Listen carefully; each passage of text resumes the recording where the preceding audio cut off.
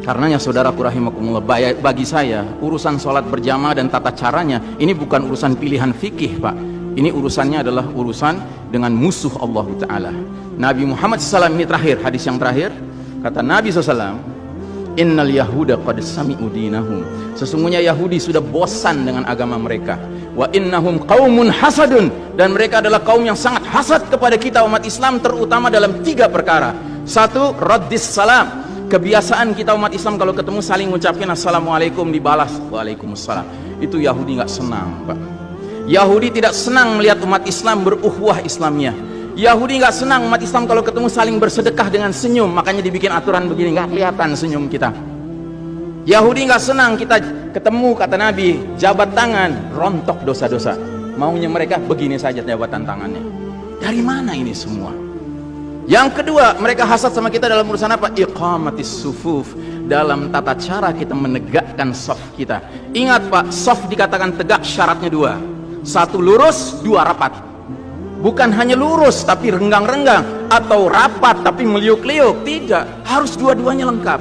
Sehingga Nabi sampai bertanya, kenapa kalian gak bersaf seperti malaikat di hadapan Allah? Para sahabat bingung, bertanya, bagaimana malaikat? Kata Nabi, mereka mendahulukan saf awal dan mereka saling rapat satu sama lainnya. Jadi Nabi itu bangga kalau umat Islam sholatnya seperti para malaikat di hadapan Allah Ta'ala. Harusnya itu menjadi kebanggaan kita juga.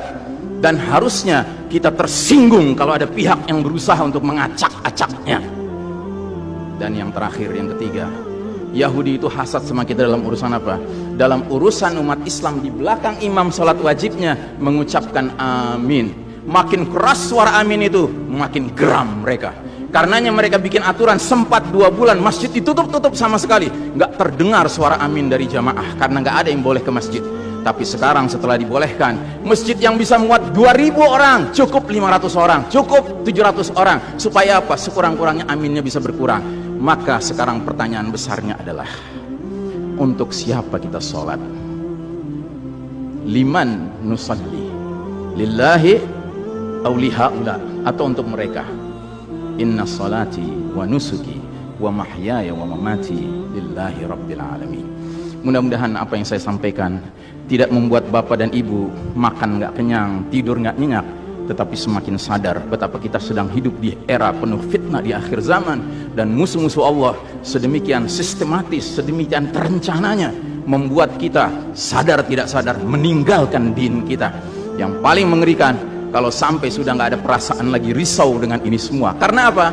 Nabi bersabda, siapa lihat kemungkaran ubah dengan tangan, nggak bisa dengan lisan, nggak bisa dalam hati. Dalam hati itu maknanya apa? Ingkari itu sebagai kebenaran, itu mungkar. Dan itu kata Nabi selemah-lemahnya iman. Sehingga di hadis yang lain kata Nabi, kalau mengingkari saja sudah nggak ada, udah nggak ada iman sama sekali. Nah, yang kita khawatir kalau kita ternyata ridho saja dengan aturan sholat WHO ini, Pak. Padahal harusnya kita sholat dengan cara Nabi Muhammad SAW, bukan caranya Tedros atau Bill Gates. Tidak, Nabi Muhammad SAW adalah contoh teladan kita.